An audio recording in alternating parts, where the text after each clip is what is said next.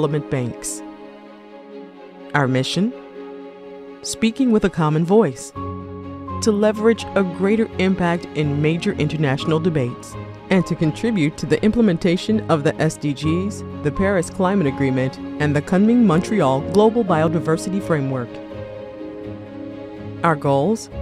Knowledge sharing and capacity building among the IDFC institutions, enhanced collaboration between members and partners, and pursuing advocacy on the role of public development banks. How does it work? All year long, the club is working on contributing to the international agenda, coordinating working groups on SDGs, gender, climate, and biodiversity, releasing common strategic and operational publications, and reporting their annual commitment towards climate and biodiversity. IDFC. Let's work together to implement the Sustainable Development Goals towards 2030 and beyond.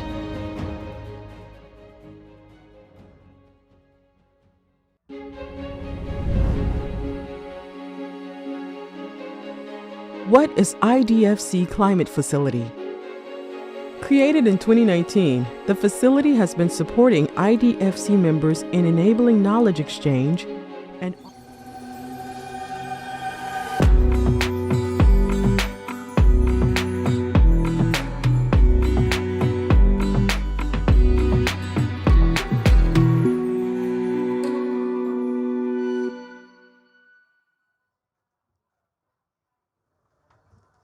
Welcome everyone to the futures. We will be discussing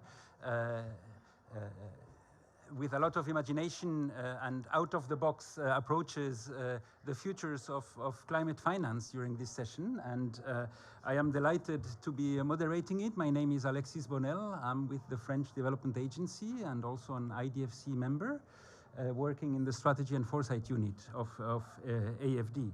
And today, the reason why we are going to discuss creative explorations of possible futures or alternative and even disruptive futures for climate finance is related to the fact that actually finance can be a powerful trigger for sustainable change, but today finance is also part of the problem.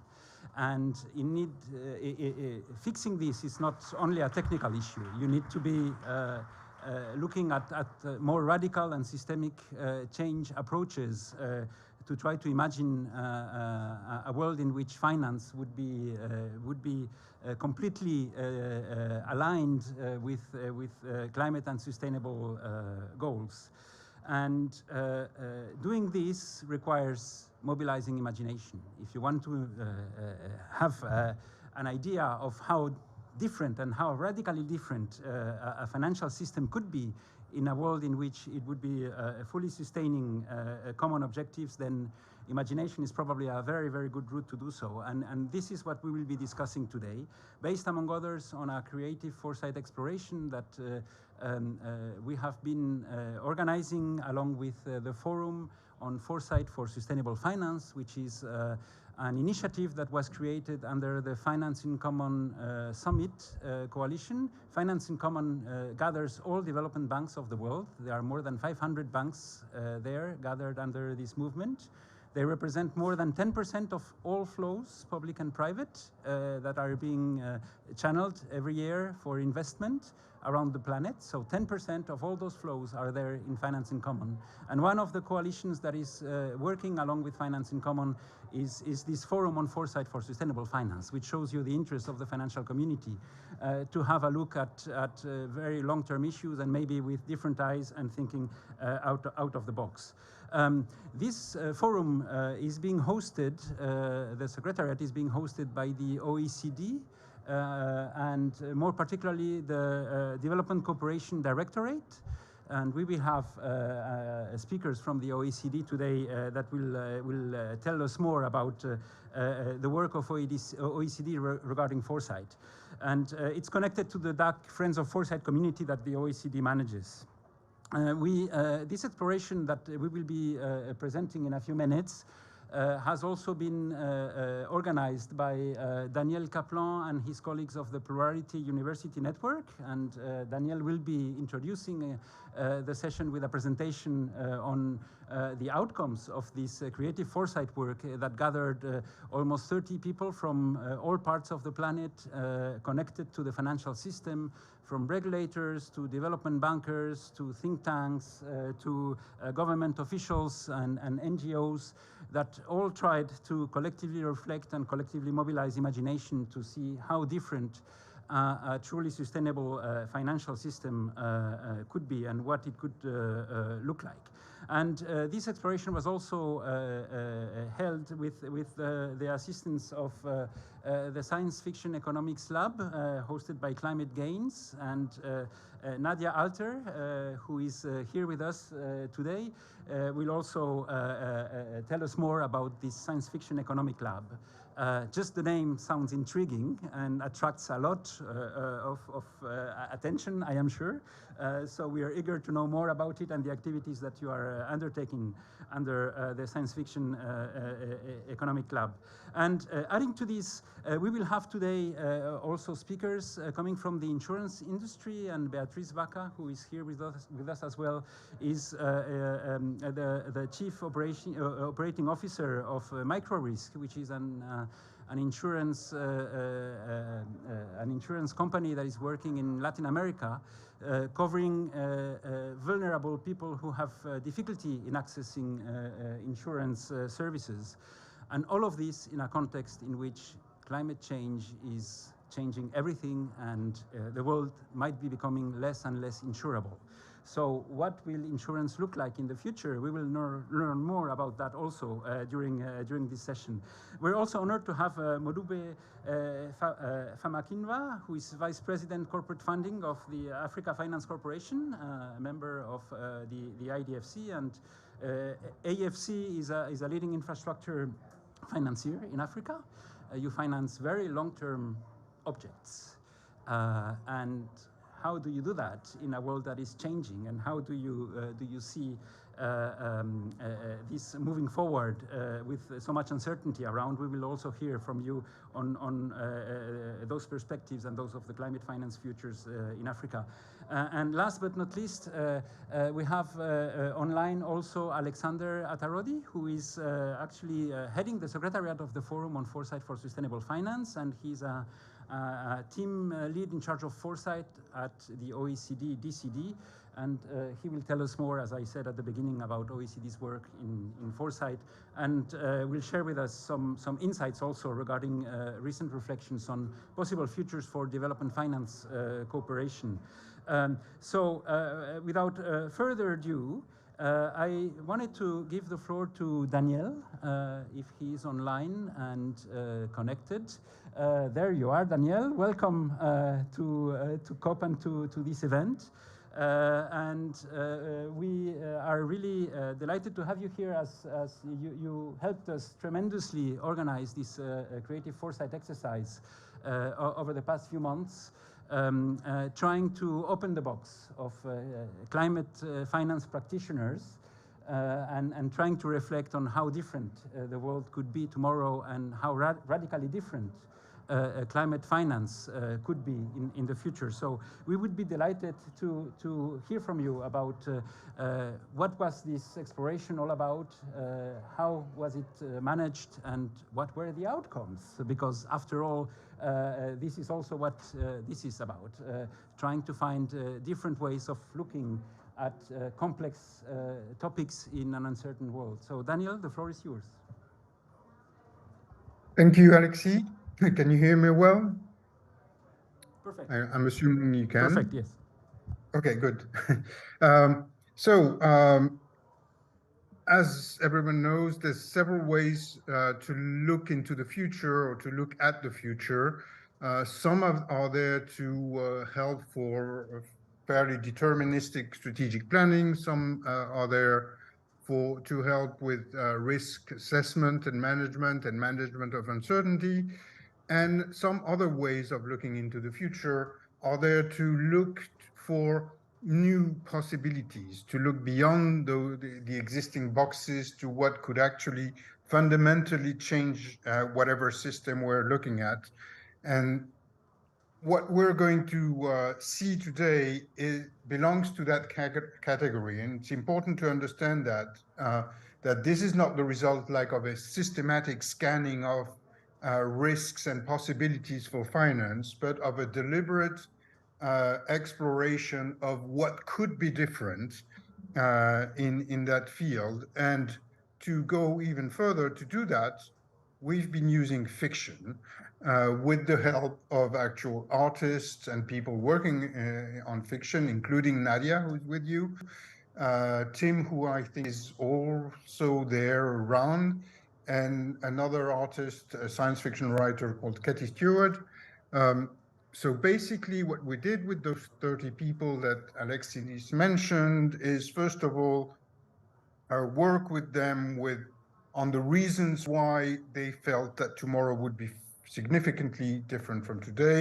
Then they, together with the help of artists, so the artists did not do the actual writing, but they helped participants write fictions of 2050 where finance played a role, or even sometimes was the main character. And then the groups reflected on what was said and not said within those stories. So there were 2 stories. All of that is available, and you can ask Alexi to get it.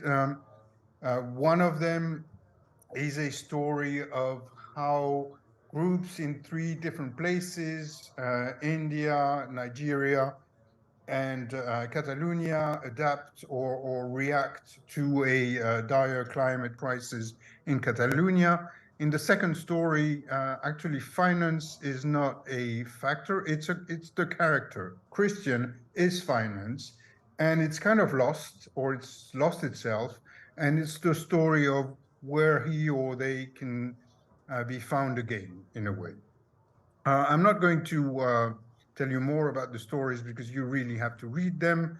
And in the interest of time, what I want to focus is on a few of the insights that, after reading the stories and reading on or reflecting on the discussions within the groups, that we felt were interesting for the future of sustainable finance. And the main one, maybe, is this surprise that we had that in both stories, and it's not the first time we encountered that, the role of finance was not really focused on investment or financing projects. And you could even feel that maybe investing on good projects in a bad system was actually a way of perpetuating the bad system rather than changing it. And so what we could see in those stories was that what was expected from players within the finance environment was not to look for better ways of investing, but to maybe, or at least what was mainly expected from it, but to use its know-how in order to change how the economic and financial systems worked structurally. So different exchange mechanisms and payment systems and currencies and ways of accounting, etc. And one example I could take there is the case of divestment. How could finance help divest unproductive or even negative activities? How can it help redirect assets, redirect the energy of the thousands of people who might depend on an activity that needs to be stopped if we want to reach the goals of the Paris Agreement, for example? This is an example of a different role for finance that is not focused just on investment and financing projects, and that was probably the main outputs of these workshops, that this should be a very important or maybe a dominant focus for the future. The second insight was about scale. Obviously, when you work for impact, you are interested in scaling and not just in a small successful project, but scale is also fairly dangerous. If you want to scale one project or to look for very big projects, there's a number of consequences to that. And what we could see in the stories was different ways of looking at scale rather than looking at big project or small experimentation that could be generalized afterwards.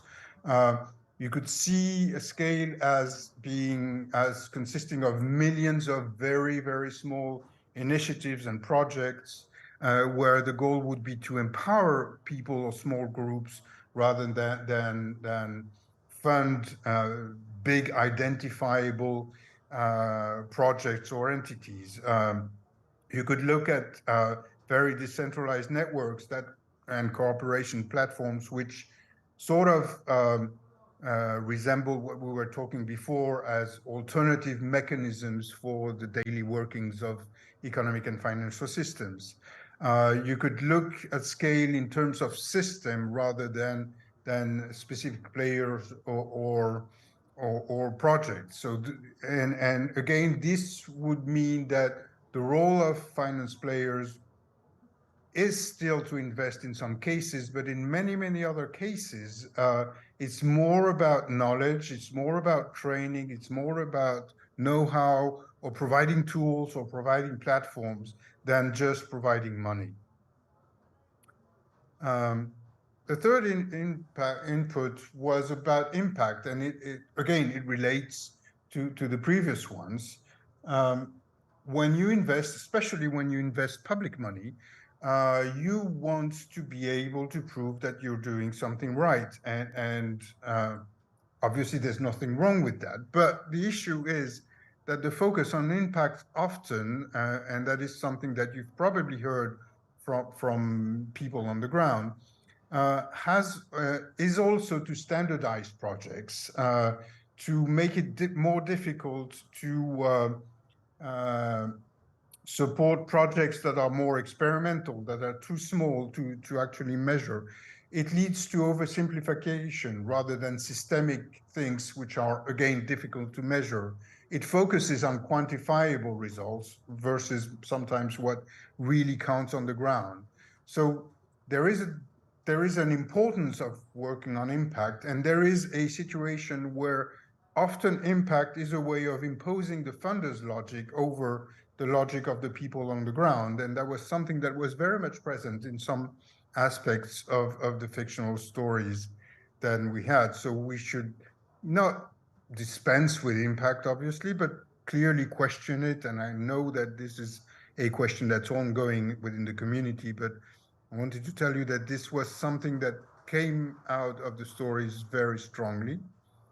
And maybe the last message, and I wanted to keep that very short, was the role of catastrophes as a way towards transformative finance, maybe especially because in a world of polycrisis and multiple catastrophes, risk becomes something that you can't really measure or calculate or deal with because it's so big that actually the probability of the risk when it's 100%, then it becomes difficult. And so maybe again, there could be a different role for finance actors to build mechanisms for recovery, to help communities become resilient or anti-fragile before crises rather than recover from crises, or to develop new kinds of risk cultures.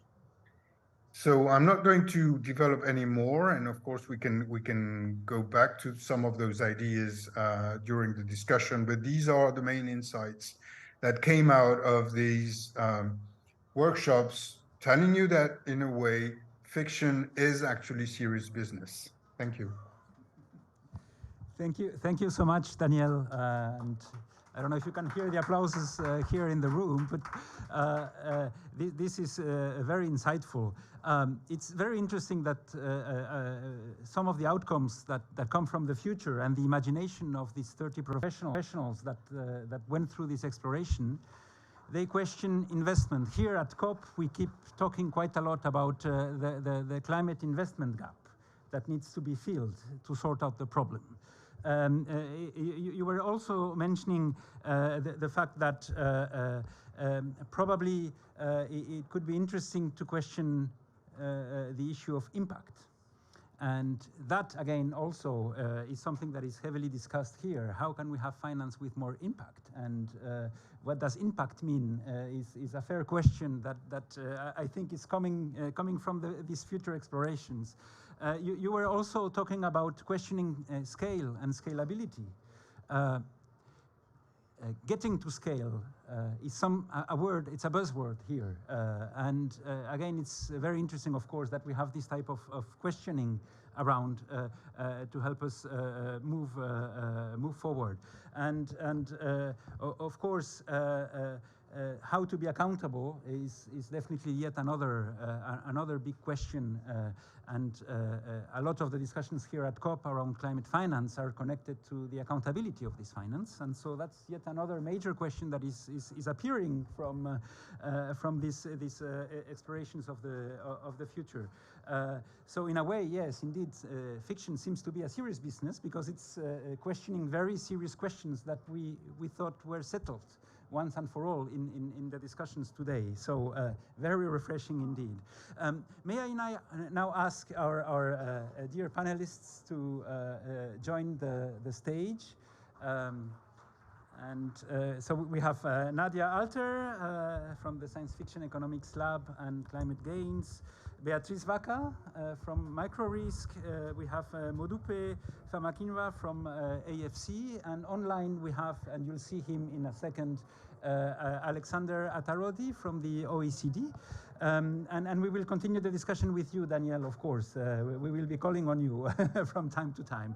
But before we continue and engage in an interactive discussion here, I just wanted to go through a first round of insights from each one of you, and maybe starting with you, Nadia. You've co-founded the Science Fiction Economics Lab. And in so doing, I'm sure you were convinced that science fiction could bring quite a lot to the reflections on economic models and systems. So can you share with us the story about this, the setting up of this lab, and what do you do within this lab, and what do you think about the power of imagination to try to actually change an economic system that probably needs a systemic fix rather than a technical one? So the initiative actually came out of a large conversation between members in 80 countries. In the aftermath of the last major financial crisis, we had a generation that was just coming out into the labor market. There was very high unemployment in lots of places, lots of youth discontent, Arab Spring, Occupy Wall Street, Los Indignados, and lots of rage, lots of anger. And at the same time, we were seeing an explosion of creative ways for people to take care of their communities. Everything from providing healthcare to people who were, out of the insurance, national health insurance in Greece. You're out after 1 year. To providing, trying to set up microbreweries to produce open source insulin. Everything, permaculture, everything. And from these experiments and from these experiences and the conversation between the participants, we saw that it was very clear that whenever you try to do any kind of transformative work and you try to build resilience in your community and human thriving, you always come up against TINA. There is no alternative. Economic models. Doesn't matter. And so, you mentioned green growth. It's the same thing, right? Where we are here. Like green growth, what does this mean? It means that you can decouple growth from consumption of materials like fuels, and well, we have no evidence of this kind of long-term decoupling, like show me the evidence. And so people who claim this, the burden of proof is on you. Right. So we said, okay, let's start with blank slate.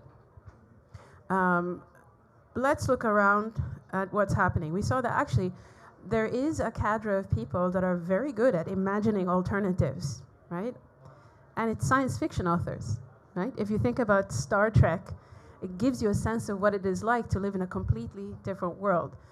And some of them are very economically minded, right? So, but a lot of the time they don't have the means to develop the rigorous economic models that would render the worlds that they create realistic.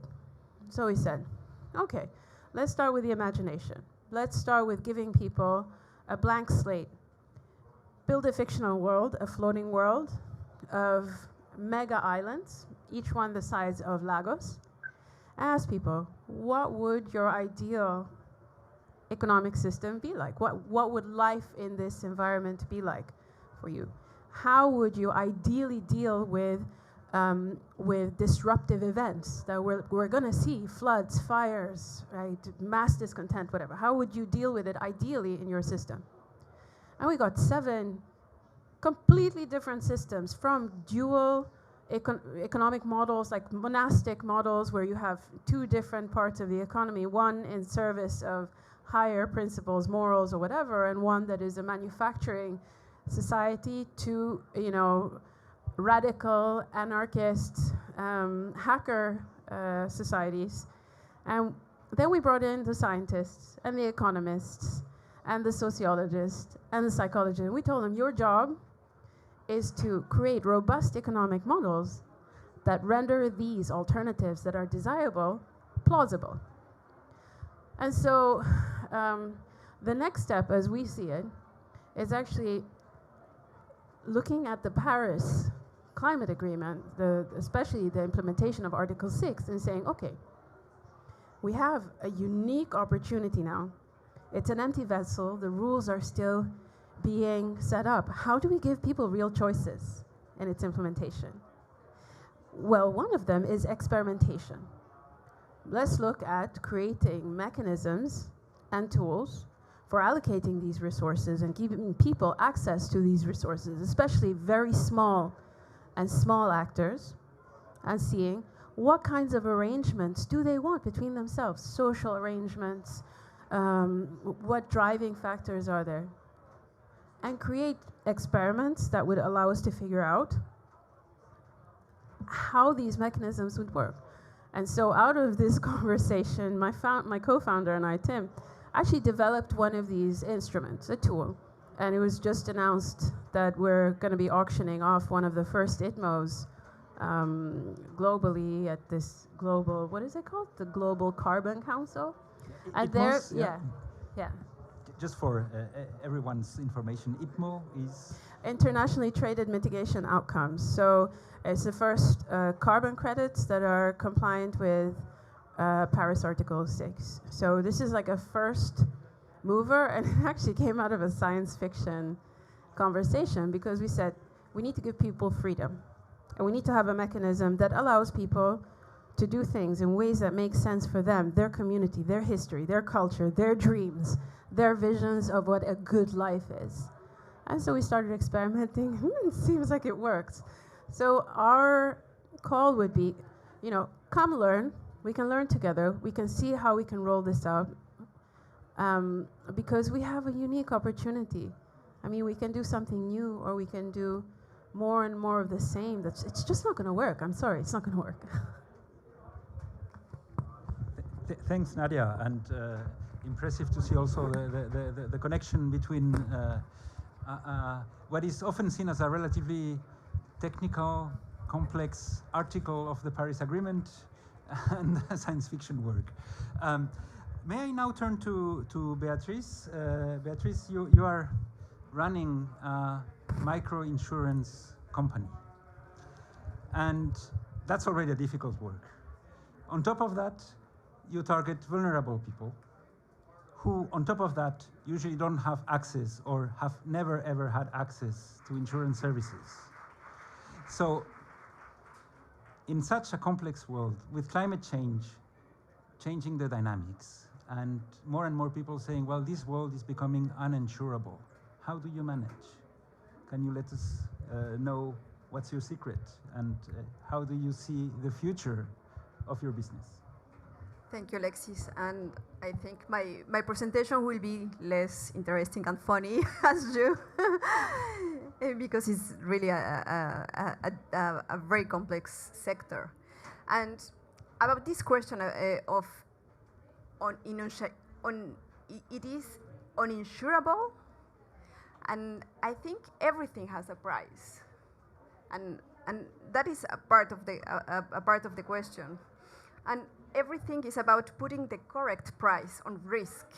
So if today, and that is a really common question that we have, we first of all, we are insuring, as Alexis said, vulnerable people against climate change. So it's really difficult to sell. Drought, against excess rain, hurricanes, all that kind of events that are coming more and more common. So the thing is, everything is about modeling the risk, and each new year is integrated into the model. So today, some events that are catastrophic, tomorrow will be normal.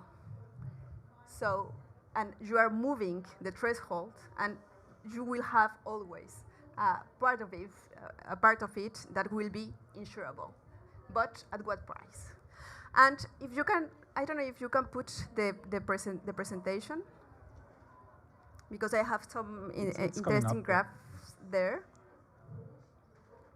Yeah, it's coming up. So the thing is, if today an excess rain event that causes damages could be at, I don't know, 200 millimeters in 2 days, and if we have that kind of event very often, that will be uninsurable, of course. But, and go to the next slide. And that is, these numbers are what we call in insurance loss ratio, and 100% is the amount of the premium that was paid for the events. So in each year, we see that events paid are higher than premiums. So in the long term, that will be a very difficult situation. But we try to do that in the long term, trying to compensate 1 year, for example, 2070 was a loss ratio quite low. 100 is flat, but we are seeing here 2020, 2023 very high loss ratio, and at that level, we are having problems to have reinsurance capacity, because obviously the appetite of risk is getting lower. So that is really a problem. So in the theory, everything is insurable. Everything is about putting the right price on it. But in the practice, we have this situation where with these numbers that are really conservative, we are not facing here the most difficult events that we have experienced yet. We have already problems getting reinsurance. And the thing is, and maybe one of the proofs about climate change is that we model events that should occur in a return period of 10, 12, 15, sometimes 20 years, because we are thinking about catastrophic events. And then the next year that we have the model on the market, the product triggers payments. So those events that we thought where for a 15, 20 years period return are arriving each year in each place. So that is the reality. And that is the reality that we are trying to compound with the insurance sector. But if you go to this graph was presented yesterday in another event on loss and damage and insurance, and was the sector, the reinsurance sector, trying to sell the idea that if you pay only this is the premium, and this is the amount insured. They were really trying to sell the idea that insurance could solve really a big part of the loss and damage caused by climate change. So there is a willingness to go into those subjects. That means that the economic model of insurance could work if everybody in the sector is aligned. And if the risks are geographically distributed, and if everybody goes into the scheme at the same time, because that allows to distribute the risk. So it is possible, but the difficulty here is that if we are today facing a very difficult situation with loss ratio of 120%, I don't know how we are going to face this situation that we are seeing like 1,000% loss ratio as in perspective. It's not impossible, but it should be really an alignment of interest, and maybe the public sector should play a role in this new scenario, because the private sector alone will most probably won't take the risk to lose profitability and to go into those kind of events. Well, another thing, another very important piece of the puzzle of microinsurance is that people and sectors, the most vulnerable, are those who cannot pay for insurance. So who pays for that insurance? That is one of the main problems of insurance for vulnerable people.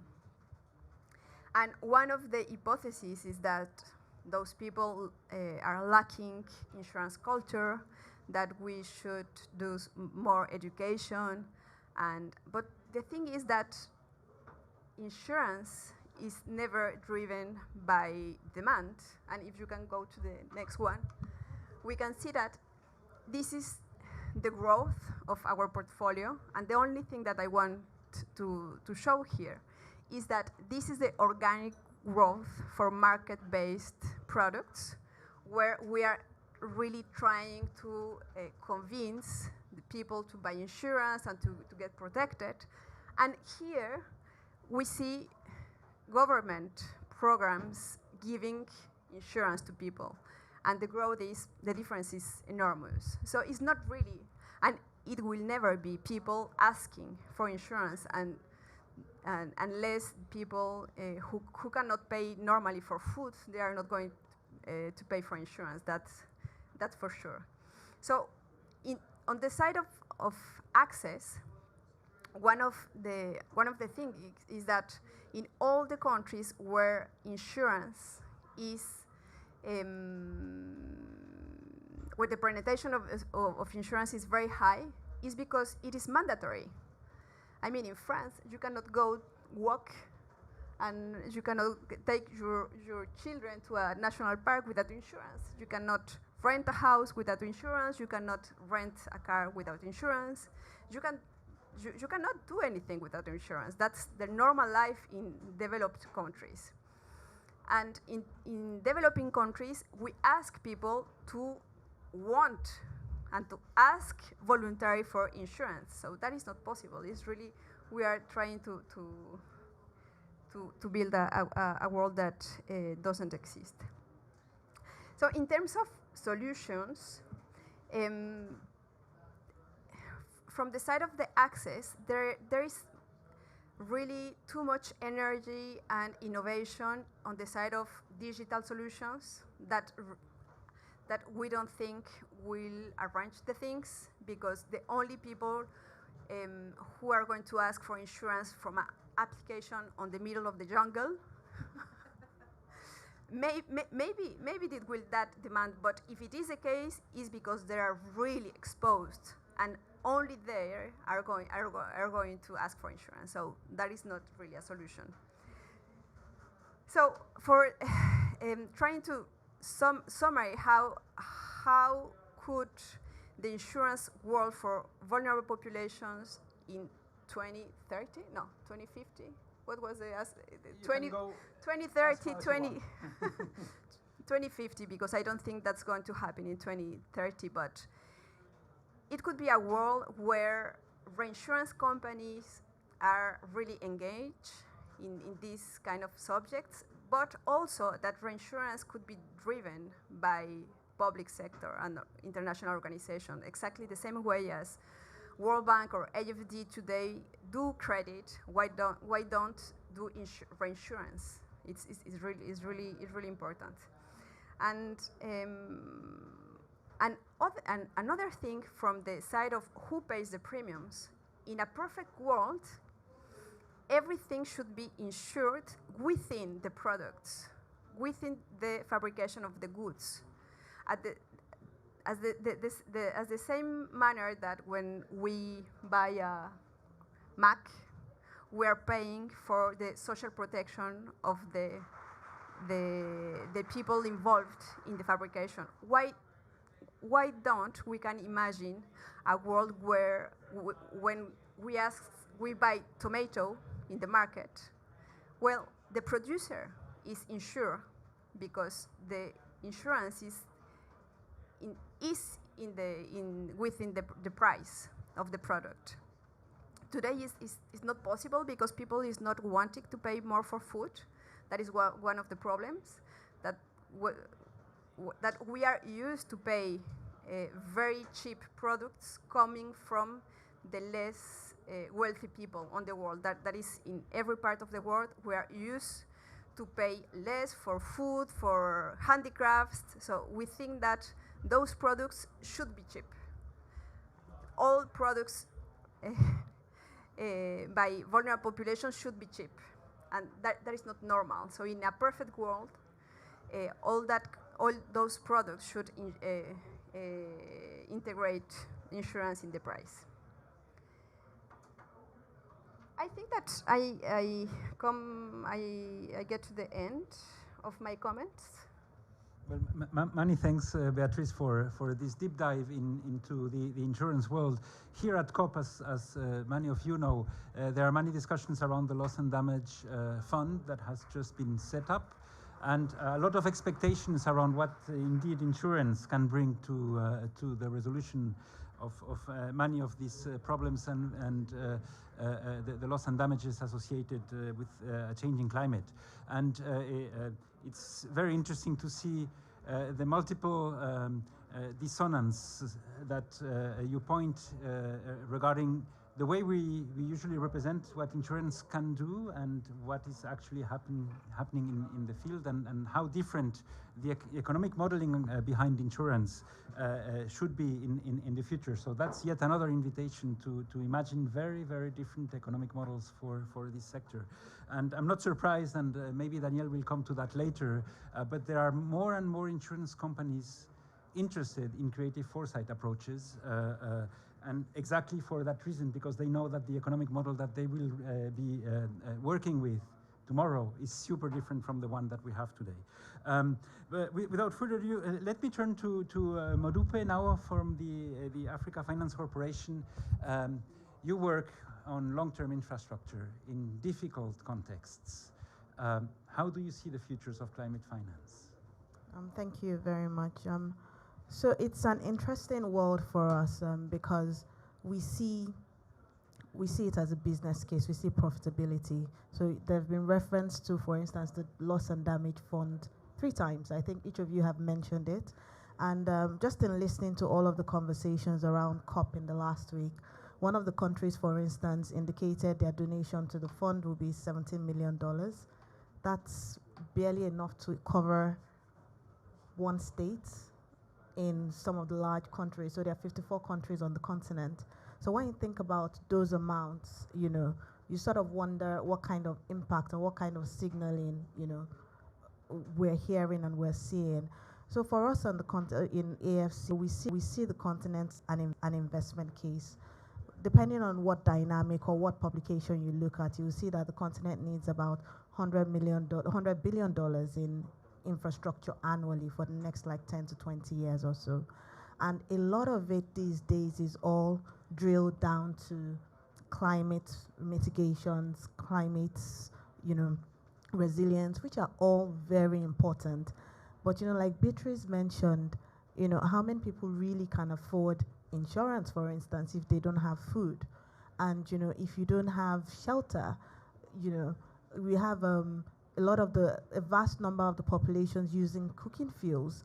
And if we think about replacing those cooking fuels with gas, for instance, as a transition fuel, we're saving the deforestation, we're reducing that, and then we're enabling larger carbon sinks. So when you look at the carbon sinks across Africa, for instance, the Congo, and we have the mountains in Nigeria, those put together are able to reduce emissions that come from about 70-something% of Africa. That's just, natural carbon sinks without any additional funding, without doing anything.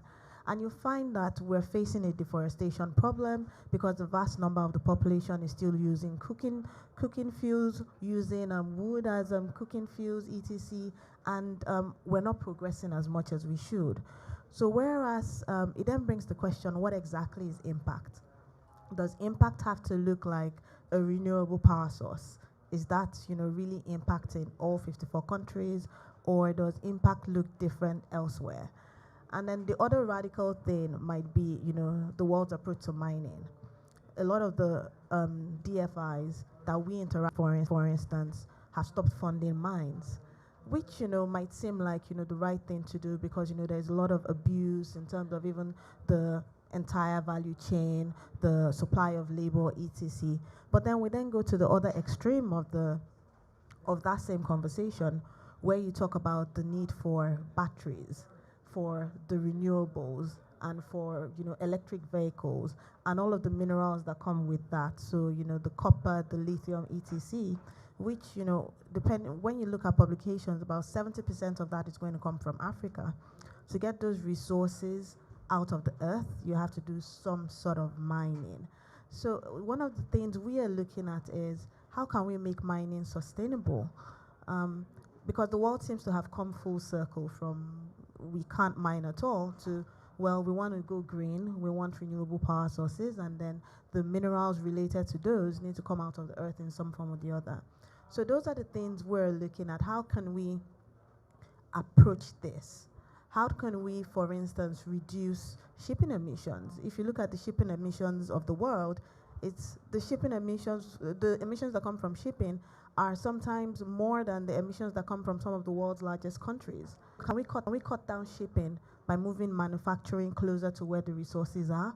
Can we invest in beneficiation? So one of the projects we did at AFC was in Benin Republic recently, where we, instead of what used to happen was, the cotton will be taken, it will be exported to other countries, it will be turned into fabric, etc., and then sold. Now we've set up plants locally in that country where you're doing several things. You're creating jobs, you're creating employment, people are able to, be self-sufficient, and then they're creating fabric and clothes in those countries. Most recently, they started exporting clothes to the Children's Place in US, is a large popular children's store. So what you've done is, whereas this cotton will have been generating maybe 50 pence of income per ton, you've increased that to about hundreds of dollars. So it makes a difference. And then while doing that, we've also reduced emissions because you don't have to ship as much.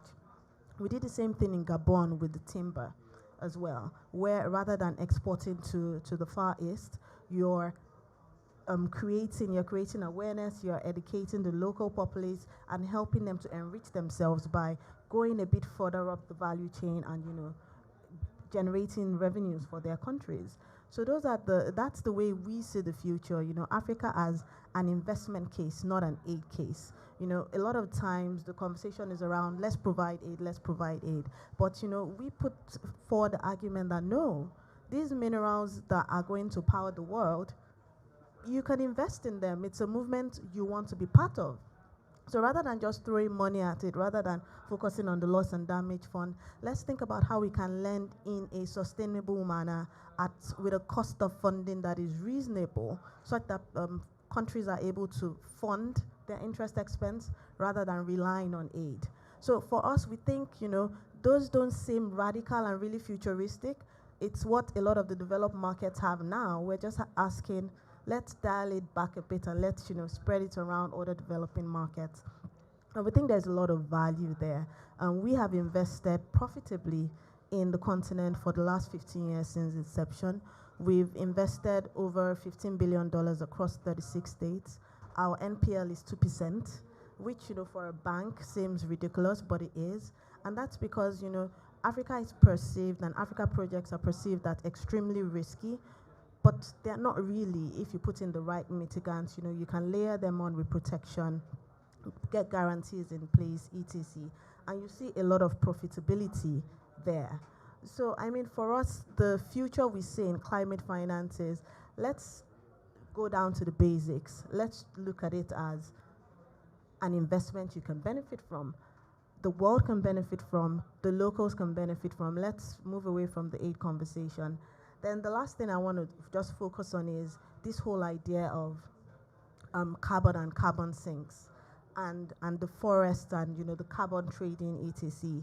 Because one of the things we're seeing again here is resources being bought up by other developed markets, and we're beginning to see people buying up vast pieces of forest across different countries and holding on to them and waiting for a time where these carbon credits will be worth a lot more than they are today. And that for me personally, even apart from an AFC perspective, that I find challenging, because you then go back to there are resources here that can help these countries to be self-sufficient. Rather than pillage the resources, how about, provide education? Teach them how we can benefit from this.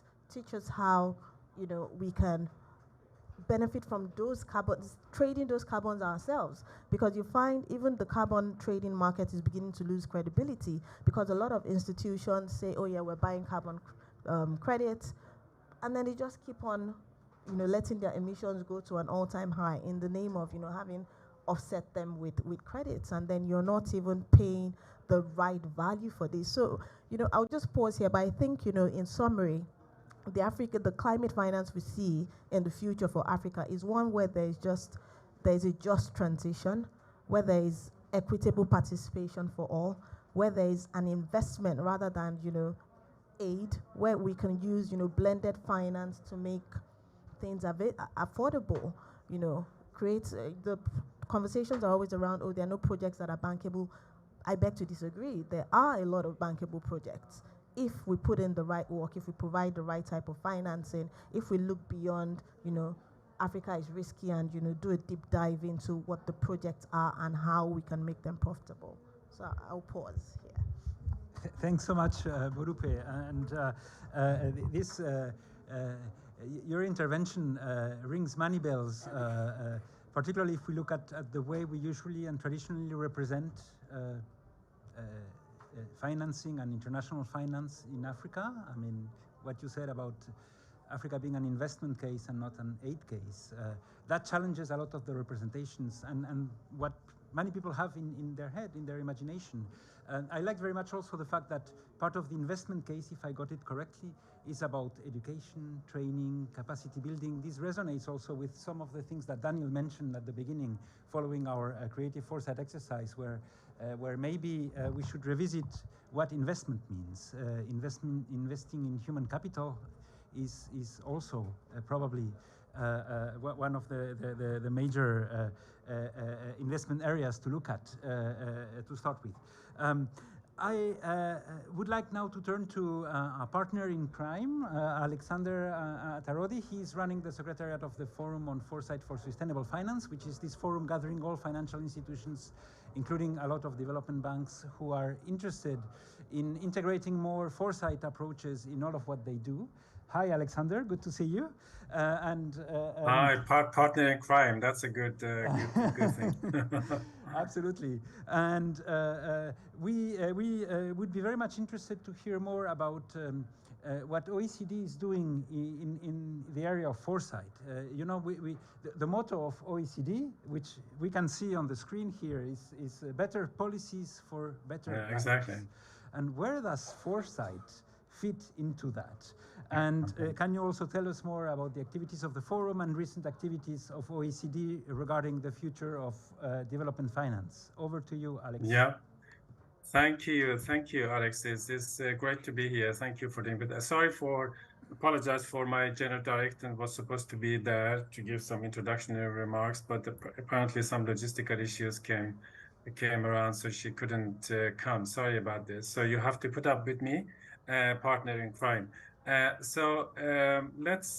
start with. I have a few slides to show you, but before the slides, I can tell you that foresight is extremely important for OECD as an organization because, you know, the event that has happened during the last 3 or 4 years after the pandemic and also the war in Europe and many other things, they are changing so much in our societies, our economics, you know, everything, global value chain, and so on. So it is very important for OECD as an organization to think about a little bit out of the box and see what are these challenges, what are these trends, how these trends are going to change the sort of, on a macro level, the global political economic system, and what is the role of global institutions, being United Nations, being OECD, and so on. So it is extremely important. We have a centrally located OECD foresight within the OECD. It's working with different mega trends on climate adaptation, low carbon initiatives, and so on.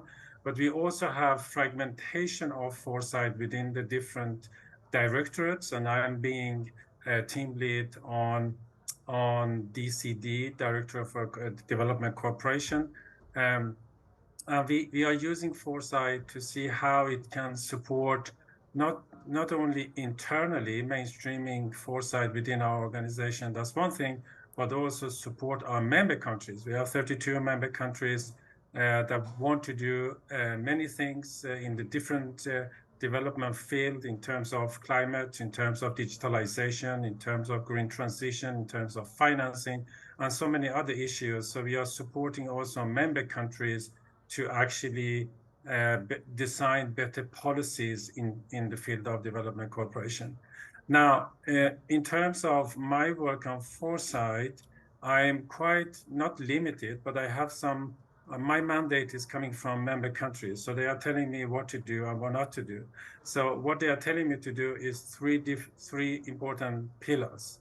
One pillar is on climate issues, of course, climate mitigation, climate adaptation, because we are designing policies that many countries will follow in developed countries. So that's very important. The other pillar is on financing, of course, is interlinked with the climate issue. So how is the financing architecture look like in the future? Because we know, to be honest with you, in this forum, that ODA, which is the aid that developed countries are giving to developing countries, is very limited. It's only 200 billion. It's a lot of money, but it's very limited amount of money, and the level is not increasing either with inflation and many other things. So we know that we have to think out of the box for the future. We have to think in terms of 2030 and beyond, and see how financing issue, development cooperation can work with financial institutions. How can we work with private sector? How can we increase investment? How can we mobilize more capital?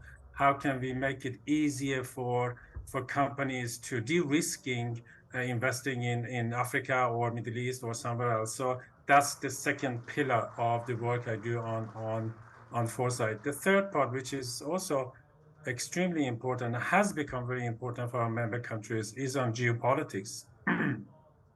You know, you don't have to tell you. I mean, how many times have you seen in Europe that a country large as Russia are using its forces to actually change the internationally recognized border of another country, which is extremely unusual, and it has changed so much in the order of political order in Europe. So one of the consequences of this is that security and defense will be prioritized, and we already see some increases in defense expenditure in many of the developing countries. Now, Alexis, you might want to ask me the question, why is this important? What is the relation from this to climate finance and green transition? I can tell you that for each dollar that is being spent on military expenditure, on security, is $1 less to be spent on climate issues, on climate mitigation, adaptation, which is quite urgent. We see it in so many different countries, not only in Africa, in Sahel areas.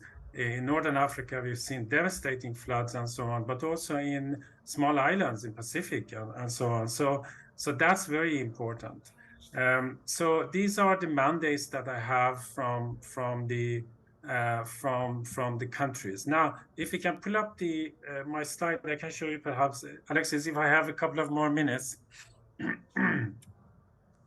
The way, yeah, this is the first one, is basically what we try to do from our side is to support our member countries. You know, each organization is different from each other. We have some countries with quite a lot of use of foresight in the system, but we also have countries which do not have anything at all. So, but let's say that from sporadic use of foresight to a little bit more experienced use of foresight in the organization. Now, we are not talking about imaginary foresight, because we are quite traditional in foresight. Until I came in contact with Daniel and Nadia and many others that have come up with this brilliant report that probably will change the way we work also in the future. But nonetheless, we support our organizations, or we could also be financial institutions in the future, that they can move from the bottom of this graph to the top, where actually you institutionalize foresight within the organization, within the government, within the agencies, within the companies, within whatever it is, and actually use that to design better policies. Please, next slide. And in order to do that, we also, of course, use different modules for different countries to exercise workshops and try to sort of create different scenarios. Imaginary foresight could be actually a part of that. I'm looking at Daniel in the future to create these kind of scenarios and see if this happens, then what are we supposed to do? In DEC, where I am based, we are following these 5 what we call major structural forces.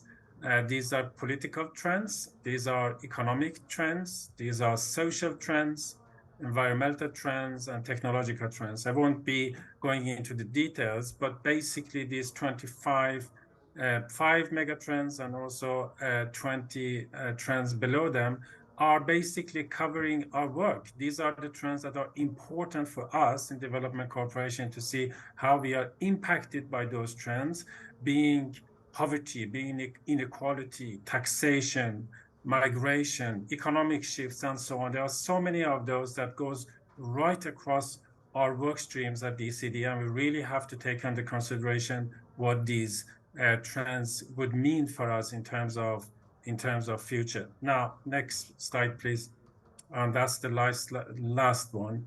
If you click one more on this, and based on the trends that we described, we try to also discussion with partners, of course, also with AFD, who has been supporting with many other institutions and countries. We are trying to sort of map the different scenarios, and we have 4 scenarios that we are thinking for 2030 and beyond. The first one is what we call sustainable world. This is really quite difficult, to be honest with you, to achieve because many indicators are actually pointing to the wrong direction at the moment. But nonetheless, here we have this scenario. It's not the most plausible scenario at the moment, but it is there. And in this scenario, we have a lots of respect for rule-based global system. We have a lots of sustainability. We have a lots of adaptation together with mitigation, of course. And there are resources to do that. Developed countries are putting enough money in different funds to make this green transition happen. Next, one more click, please.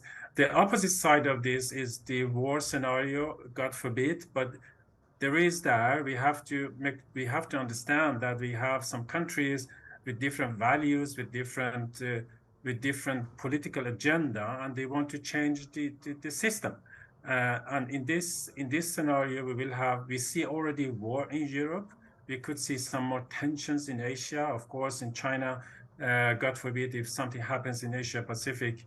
And of course, in this scenario, because the defense and security is so much in focus, we will have less possibilities, political will, and economic resources on poverty, on inequality, and development cooperation, which is our bread and butter, is being seen strongly through the lens of geopolitics. Next one, please. And then next one. I jump over the blue ones because of time. The scenario that we think is most plausible at the moment is this yellow one. We call it divided world scenario.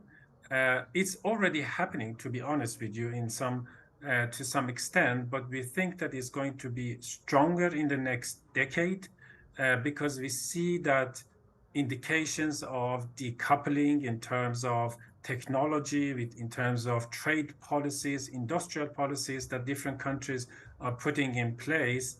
In terms of climate, it's good that the US and China are talking about climate and they agree at least that there is something that can bound them together. But still, we have quite a weak adaptation and mitigation, but it's happening. There are some resources that we can muddle through, but there are also risks, of course. So these are basically very quickly some of the scenarios. I'm happy to talk with you if you want to discuss more. There are so many things in these scenarios to talk about and see how development cooperation should actually prepare for different scenarios. Now, I think Nadia mentioned in some point that we cannot do business as usual. And I totally agree with this narrative because both pandemic, the war in Ukraine, and so on, actually shows us that business as usual is not going to work.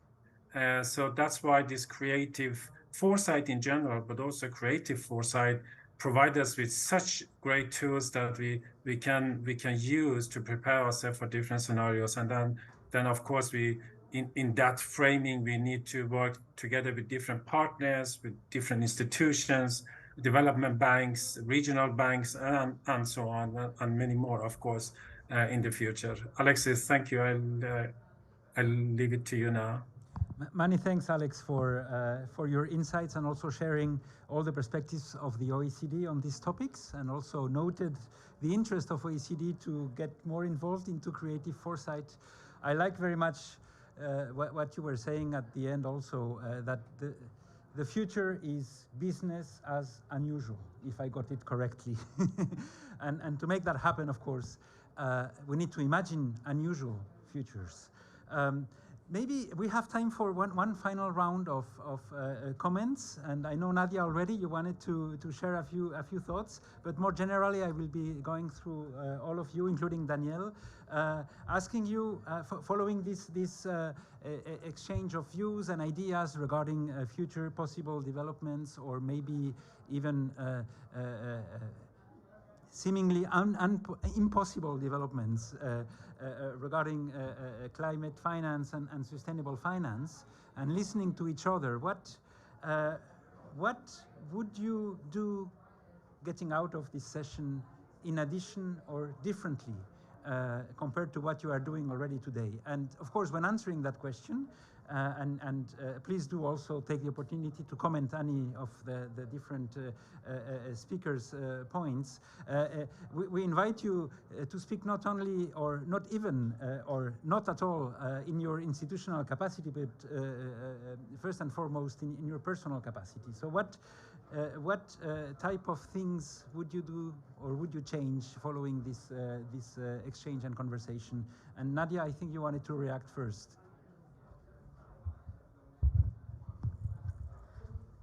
Yeah, this is kind of interesting listening to, like, seeing the outputs and presentation of your foresight exercise results. But I'm looking at this and I still don't fully understand. Like, I don't understand whose perspective is this?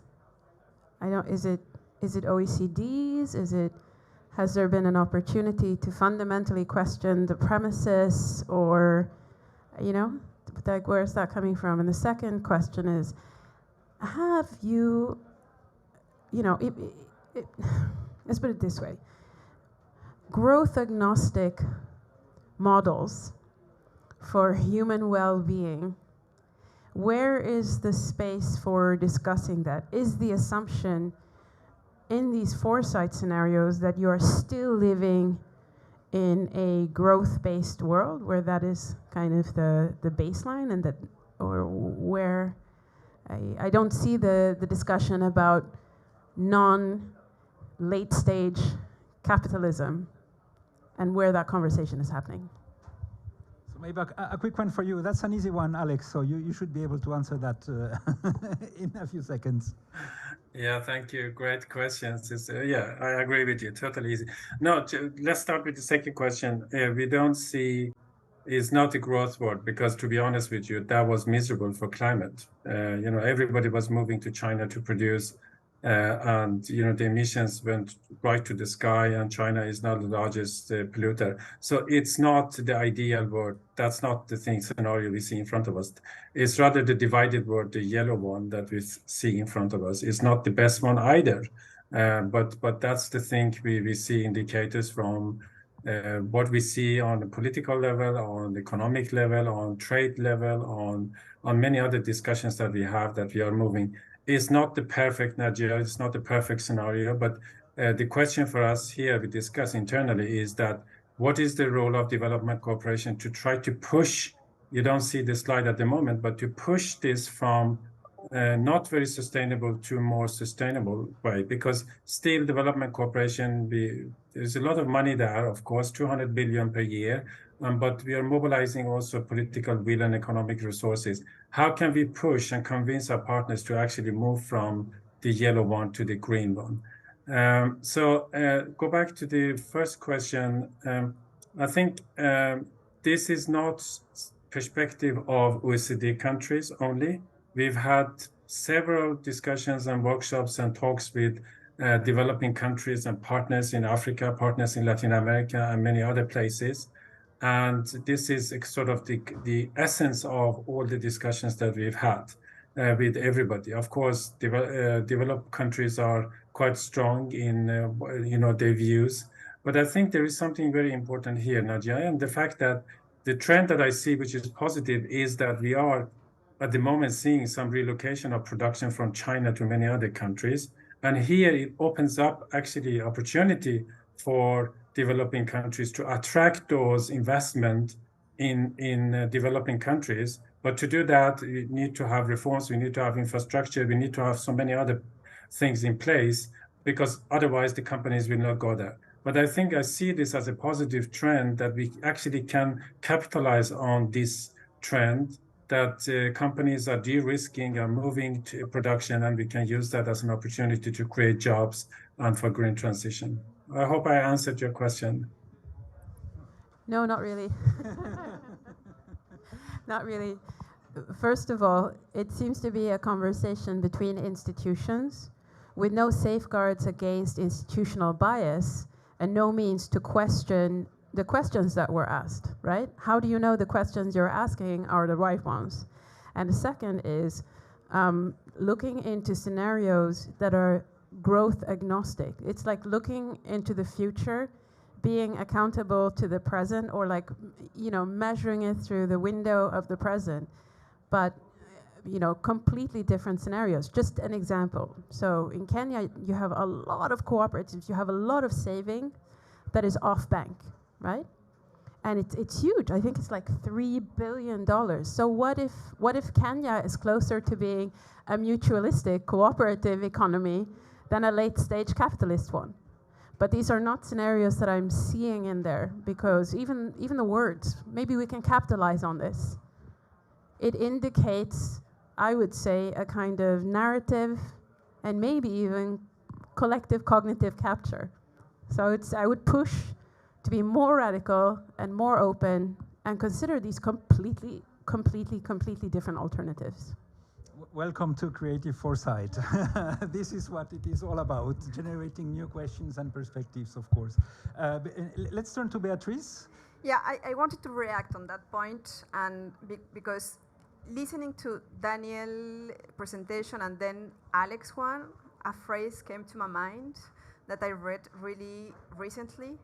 You cannot solve a problem with the same mindset that you have created, and that's what exactly what we are seeing here, and that's the importance of the work that you are doing, trying to extract yourself exactly from that mindset that created the problem to try to find a solution. And I think that we are all the big institutions are on that loop.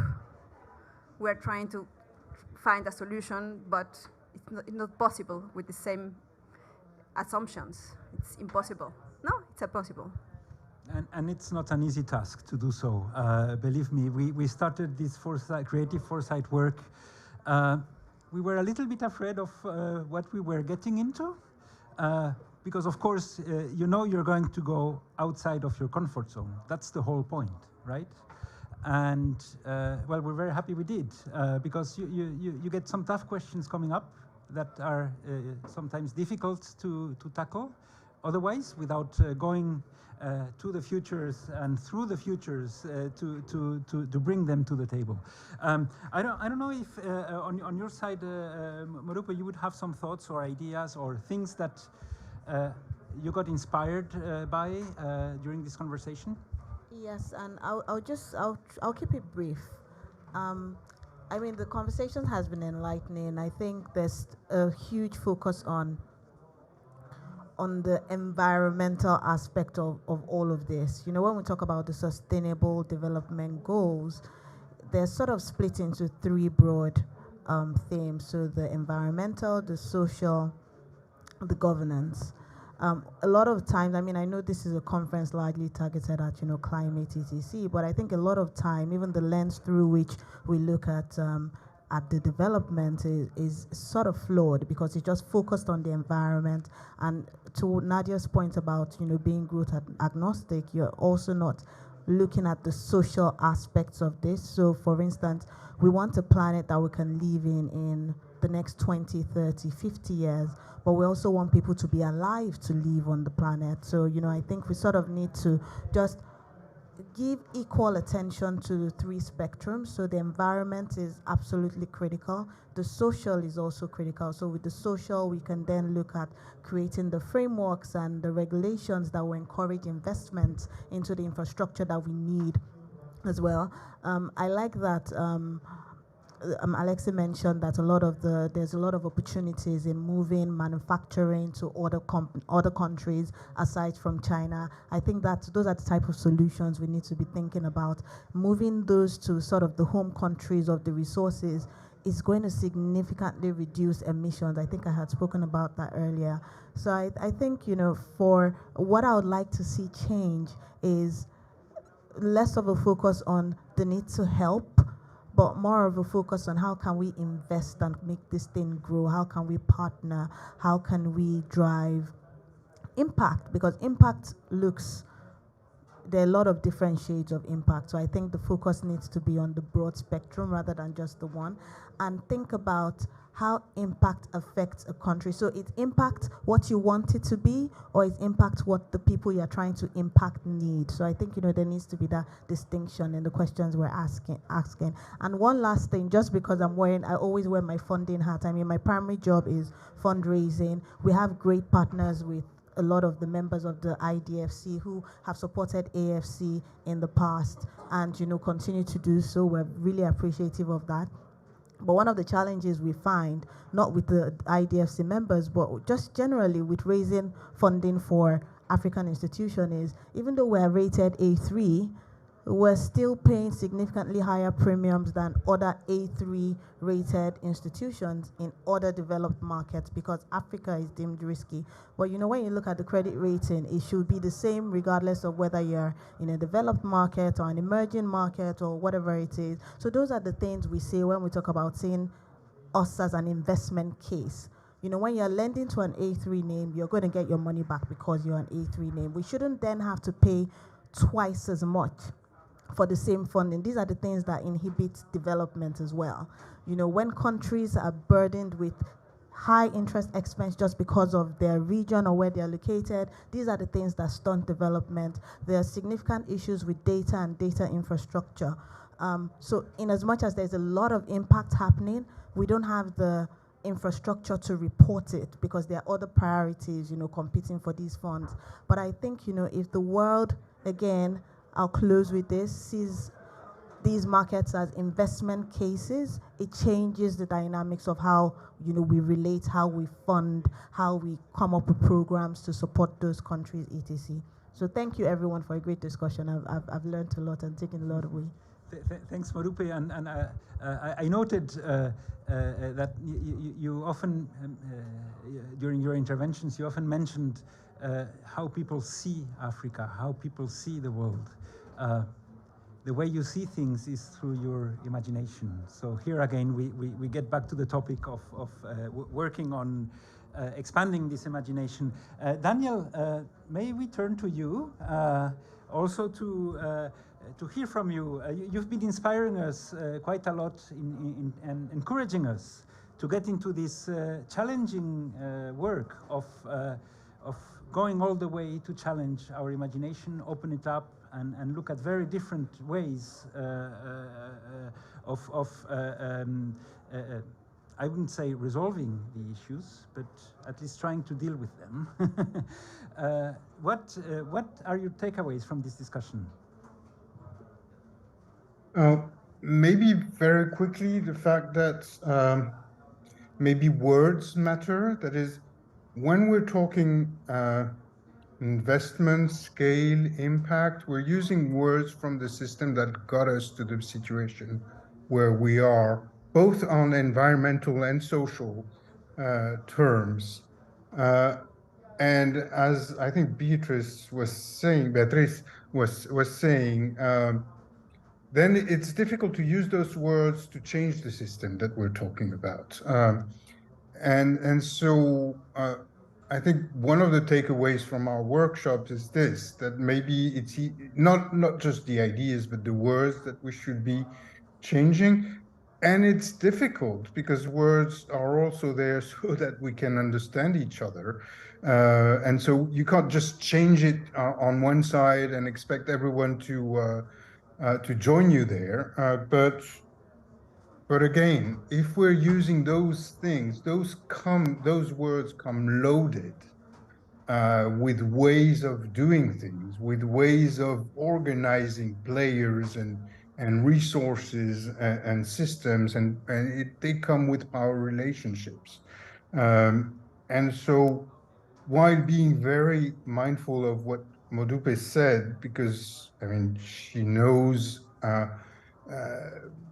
she's on the ground, I think we should worry about using the same words as that got us to our current situation, and trying to reinvent ways of figuring things out, which is again, of course, working on how then we frame them in our mind, which is how we imagine them, could be a step in this direction. Looks abstract. I'm not sure it is. Well, thanks, Daniel, also for these inputs and indeed the importance of words. I don't know, maybe next time around we should come up with words of 2050 that do not exist today but might exist as we move maybe they should forward. exist, because again, words should be vehicles, but maybe we could pick words that people understand and use them instead of the current words. Alexis, could I say? Yes, please, Nadia. Yeah. So I would say foresight without actual experimentation, that allows people to try out new ways of doing things, is useless, in my mind.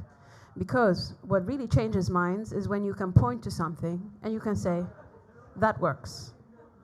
We did this in a completely different way, with a completely different logic, with a completely different economic thinking, and it works. And I believe that that's how you explode open the Overton window.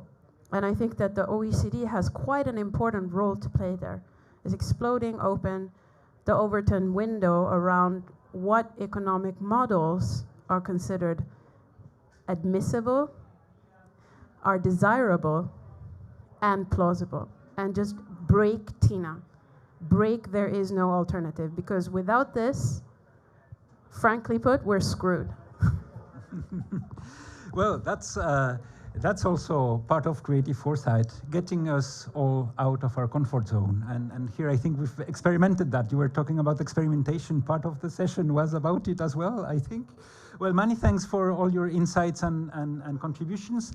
Let me just highlight that a final report of this collective exploration that we organized over the past few months, that Daniel presented at the beginning, is going to be available on the website of the IDFC, and if you click on the session, you'll find it there very soon. And it will be broadly circulated also through the Financing Commons Summit and the OECD. And again, it was just an experimentation, again, what we did together to kick us into this world of creative foresight and work more on expanding our imagination.